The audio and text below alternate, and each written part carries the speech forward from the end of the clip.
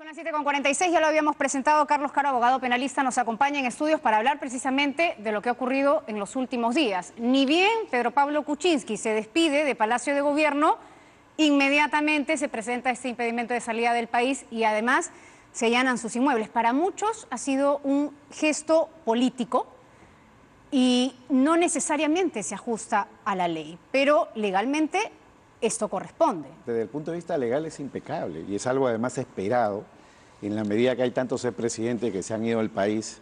Como dijo el fiscal en la sustentación del impedimento de salida del país, hay presidentes que se han fugado, hay otros que solamente han regresado cuando el caso prescribió, como el caso del señor García, etcétera. De manera que para cualquier abogado de la defensa penalista que está involucrado con los temas del foro, sabíamos perfectamente de que se venía un pedido de impedimento de salida del país, no una detención preventiva porque el caso está todavía inmaduro, y luego un allanamiento. La Fiscalía es lo que hace siempre, allana, detiene a los periféricos para que confiesen y luego van a por la cabeza, que en este caso sería eventualmente, si se construye el caso del señor Kuczynski. ¿Los tiempos han sido los adecuados? Desde mi punto de vista sí, porque desde el día que el presidente renuncia y es aceptada su renuncia, que fue el viernes, a partir de ese momento puede ser investigado como un ciudadano más por delitos comunes, y estos temas de West Capital, First Capital, tiene que ver con delitos comunes y no delitos de función. Vamos a hablar precisamente sobre qué responsabilidades o delitos recaerían sobre Pedro Pablo Kuczynski. Ahora mismo vamos a hacer un poco de contexto. Este es un resumen pequeñito de la Unidad de Inteligencia Financiera. Desde ahí se detallaba que Pedro Pablo Kuczynski recibía la suma de por lo menos 3 millones y pico de dólares por transferencias hechas entre el 2004 y el 2017 por las empresas del grupo Odebrecht, tanto First Capital y propiedad de su ex socio Gerardo Sepúlveda, Westfield Capital, de su propiedad, además. Yo creo que Westfield es el tema más serio para Pedro Pablo Kuczynski, ¿no? Según lo que hasta el momento ha podido recoger la Unidad de Inteligencia Financiera. Este es el contexto de lo que se sabe hasta ahora.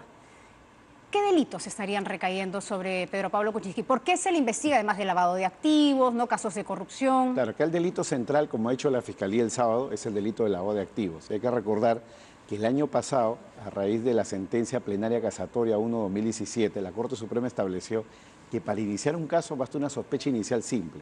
Es decir, en este caso, por ejemplo, el informe de inteligencia financiera, que da cuenta, hace un resumen de presuntas operaciones sospechosas, entre ellas, o la relación que existe entre el señor Kuczynski, que es titular de la empresa Westfield, y por otro lado, el haber puesto sus casas a nombre de unas empresas offshore, dijo su abogado luego, para no pagar impuestos en los Estados Unidos, y el IRS, que es el equivalente a la Lo que ya es evasión, ¿no? Exactamente, ya tomó nota del tema y está iniciando las investigaciones. Entonces, sospecha inicial simple existe. Ahora lo que tiene que haber es una investigación con todas las garantías de ley para que se establezca si efectivamente hay un caso de lavado de activos, donde el delito precedente, es decir, el dinero sucio provendría de Odebrecht, pero no por haber firmado negocios, sino por haber hecho negocios en paralelo con la gestión pública. Pero si se determina, y ya si partimos desde este punto, de que el dinero salió de la Caja 2, que es la oficina estructurada, que es la oficina de coimas, ya es un dinero ilícito. O sea, ya estamos partiendo, sabemos de dónde proviene ese dinero, sabemos para qué se movía. Claro, ahí hay todo un tema para discutir, porque en este caso han habido contratos formales entre West Capital, First Capital y las empresas del grupo Odebrecht, donde se han transferido dineros bancarizadamente, que en apariencia no tenían un origen ilícito. El punto de vista de la Fiscalía es que el señor Kuczynski habría estado jugando a dos gorros, un sombrero como ministro, presidente del Consejo de Ministros, y otro sombrero como gestor de Westfield Capital, de manera que este tema de la muralla china no existía. Pero se lo pregunto directamente, ¿acaso no es así? Probablemente sí, ¿no? O sea, no parece que es así. En todo caso, estamos hablando, no se ha hecho una acusación, ¿verdad? Todavía no se ha iniciado un proceso, pero según lo que se conoce hasta ahora, las sospechas y los indicios van hacia ese sentido. Hay dos indicios fuertes que señaló la Fiscalía el día sábado en su audiencia. En primer lugar, la declaración del propio señor Sepúlveda, que contradijo al señor Kuczynski, en el sentido de que la plata de Westfield Capital la gestionaba el propio señor Kuczynski. Eso fue sorprendente para todos porque era un as bajo la manga que tenía guardada la Fiscalía. Y lo segundo que señaló la Fiscalía es que la secretaria a la que iba a visitar supuestamente el señor Sepúlveda cuando iba a la PCM, en verdad era una secretaria que decía que las visitas no eran para ella, con lo cual, según la audición del fiscal, las visitas en verdad eran del señor Sepúlveda para el señor Kuczynski, de manera que esto de las murallas chinas y de que yo no sabía nada de mis socios y solo me pasaban las utilidades, es algo que empieza a desmoronarse. Claro, Hay además investigación que se recoge de Daniel Llovera con respecto a las investigaciones y que publica IDL Radio y que él lo resume muy bien, ¿no? Él dice, en las líneas de tiempo, PPK, sea como titular de Economía o como presidente del Consejo de Ministros del Gobierno de Toledo, participaba en la aprobación de normas que impulsaban los proyectos para los cuales posteriormente Westfield y First Capital brindaban asesoría financiera a través de Odebrecht. Es decir, todo quedaba en casa. Así es, de manera que la gestión pública y la gestión privada estaban íntimamente interrelacionadas. Y además esta teoría tan rara pero de ojo, la muralla lo digo china, porque no son especulaciones, o sea... son temas objetivos. Ya son como temas punto de objetivos, partida, claro, exacto. como punto de partida. Y la gran defensa del señor Kuczynski ha sido la de la muralla china, pero la verdad que el tema de la muralla china, desde mi punto de vista, es una muy mala defensa, porque eso puede existir para una empresa grande, con miles de trabajadores, como en los negocios del señor Sebastián Piñera, que vendió todas sus acciones de LAN y las puso en un fondo de inversión y él no sabía cómo gestaba ese fondo y dónde invertía. Es una realidad. Esto más era como un castillo de naipes que lo soplas y ves hacia el otro lado. Pero si acá están ¿no? dos personas, solamente el señor Sepúlveda y el señor Kuczynski, con dos estructuras empresariales, en verdad ahí no hay muralla china que valga, ¿no? La defensa de PPK señala que no debió haberse ordenado impedimento de salida del país debido a que él no ha mostrado señales de querer irse del país, sino todo lo contrario. Un poco la figura también de la defensa de Ollanta Humala, ¿no? En el sentido de por qué prisión preventiva si él en ningún momento mostró señales y siempre estuvo atendiendo a la justicia y en ningún momento parecía que quería fugarse del país. En el caso del señor Kuczynski, un impedimento de salida es gravísimo, porque él es un hombre de negocios, así es, un hombre de avanzada edad.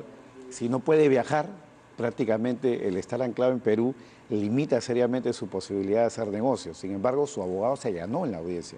Y se allanó yo creo que por estrategia, porque si el paso siguiente de la Fiscalía era pedir la detención preventiva de acá a un tiempo, ya no lo va a poder hacer con facilidad porque el abogado siempre va a poder decir, mi cliente se allanó al impedimento de salida del país y ha estado arreglado en el Perú por 18 meses. O sea, creo que ha sido una cuestión de estrategia para garantizar la libertad del señor Kuczynski. ¿Negociar a lo mejor o no? No creo, porque ya es muy común en estos tiempos de que los abogados, cuando sabemos que vamos a perder algo, es mejor no forzar la figura. Mejor no insistir. Actuar de buena fe, ir al tribunal y decirle al tribunal, me allano y colaboro con la justicia. ¿Tiene beneficios PPK como expresidente?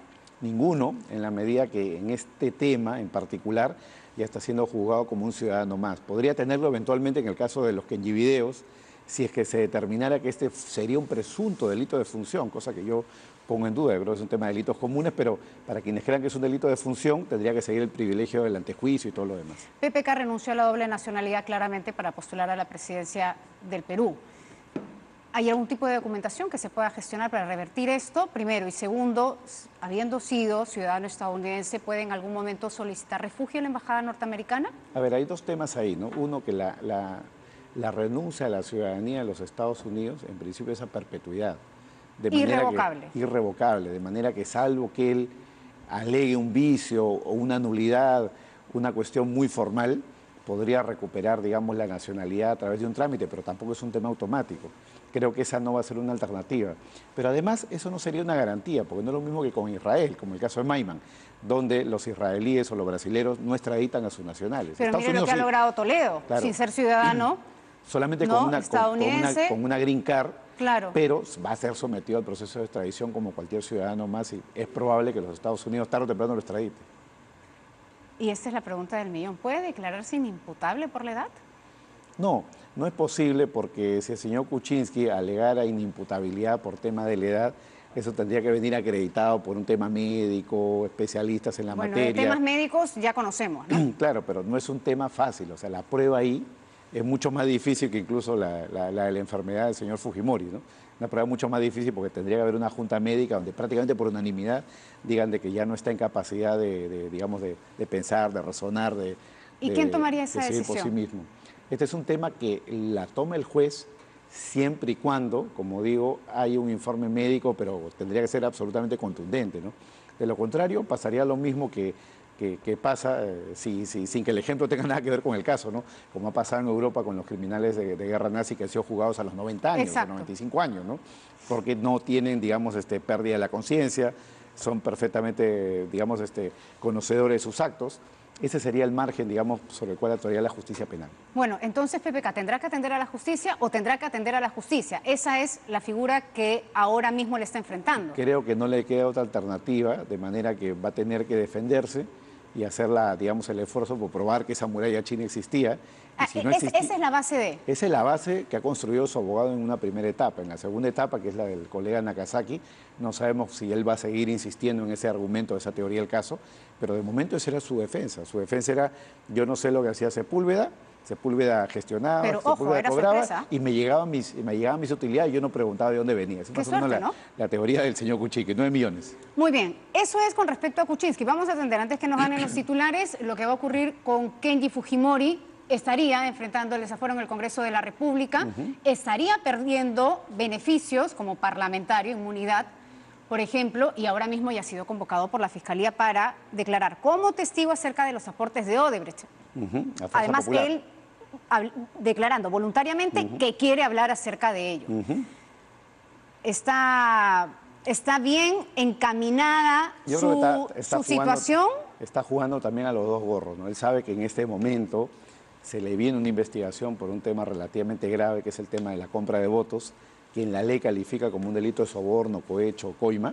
Y por otro lado, tiene la necesidad política y hasta legal de golpear, digamos, a la facción de Fuerza Popular, de la hermana, y quiere hacerlo acogiéndose, dice, a la figura del testigo protegido en el caso de los financiamientos de la campaña. ¿Testigo protegido es colaborador eficaz? ¿Son figuras diferentes? Es distinto en la medida que él no se va a declarar responsable. Es lo que va a decir, yo he sido testigo de un presunto hecho ilícito y voy a darle información a la Fiscalía. Eso es bien interesante, porque durante los últimos días hemos sido testigos de amenazas que vienen y van, puñales que vienen y van, y uno se pregunta, a ver, un ratito, esas amenazas, además, no se tipifican como un delito de encubrimiento, es decir, si tú sabías que había algo irregular o que se estaba cometiendo un delito, no debiste haberlo denunciado, entonces, ¿por qué esperas hasta este punto? Claro. El deber de denuncia existe en la medida que él haya tenido una posición de garante dentro de la institución. Por ejemplo, si él ha sido el tesorero, si él era un directivo formalmente y haya tenido conocimiento de un hecho delictivo. Pero como él era un militante más, pasaba por ahí y él puede decir como que estaba abierta la puerta de mi vecino y yo vi el cadáver ahí, cuento lo que vi. No tiene un deber de denuncia técnicamente hablando. Así que él puede jugar, digamos, a esa carta durante el tiempo que quiera. Y evidentemente el día que dé la versión, va a tener que dar la versión con la que se va a tener que casar hasta el final de esta historia. Entonces va a ser como un colaborador eficaz para disminuir, digamos, su castigo carcelario en caso sea caso de la compra de votos, exactamente. ¿Podría negociar no ser procesado siquiera? Podría, porque si él otorga información muy importante, por poner un ejemplo, si le manda el fiscal Domingo Pérez y le dice, yo tengo la prueba, documentos, fotos, audios, o en todo caso puedo, digamos, ser un testigo de cargo en el caso de Fuerza Popular, si la información es potente, él puede ser y negociar, eventualmente ser excluido del caso de la compra de votos. Él, no los demás. Y de esa manera compensar, porque los mecanismos de colaboración eficaz permiten beneficiarte dando información incluso de procesos en los cuales tú no has cometido ningún delito. Lo que importa es que pueden haber vasos comunicantes donde el beneficio se extiende de un lado y al otro. Bueno, pero lo cierto es que uno se queda con una desazón también, ¿no? Porque es como, bueno, si sabe lo suficiente no va a ser procesado. Entonces, ¿aquí quiénes van a ser procesados? Al final todo el mundo se va a salvar.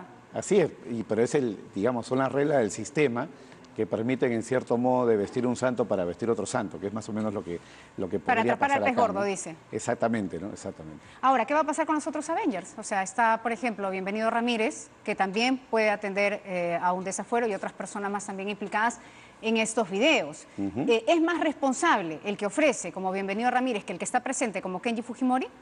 Bueno, en verdad, si estamos hablando de una concertación, si estamos hablando de una actuación conjunta, la responsabilidad es por igual para todos, ¿no? Los que hayan hablado, los que no hayan hablado, porque si la Fiscalía construye la idea de que acá ha habido una actuación criminal en conjunto, entonces la responsabilidad se reparte por igual para todos. Pregunta final, Bruno Yufra. Él estuvo en una reunión, pactó una reunión en la casa del presidente y hasta donde hemos escuchado en estos audios, ofreció también algunos beneficios a cambio de los votos. Sí, justamente hoy día se ha conocido la noticia en el comercio de que ya la Fiscalía de la Nación estaría abriendo investigación también contra él. ¿Qué delitos? El delito tendría que ser nuevamente el delito de cohecho o tráfico de influencias, ¿no? Que son las bases, digamos, para una investigación inicial a raíz de los audios. ¿El video y este audio basta? Son suficientes para iniciar una investigación, no son suficientes para una condena. Tendría que hacerse, digamos, la recopilación de la información para ver si en efecto se ha beneficiado en algo, se ha gestado en algo algún Sí, que beneficio se concretó. al nivel de la parte presupuestaria. La sola propuesta no vale. La sola propuesta valdría en la medida que sea una propuesta seria, ¿no? Entonces, si es que en verdad esto normalmente viene acompañado con actos de gestión, van a tener que ver cómo se han gestado los presupuestos de los sectores para ver si ha habido ahí alguna conexión. Muy bien, clarísimo. Entonces, este es el panorama legal. Carlos Caro, abogado penalista, detallándonos lo que va a atender ahora mismo tanto Pedro Pablo Kuczynski, el congresista Kenji Fujimori, el exministro Bruno Yufra y algunos Avengers tras estos videos que finalmente decantaron en la renuncia de PPK. Gracias por habernos acompañado. Gracias, Karina. Muy buenos días. 8 con...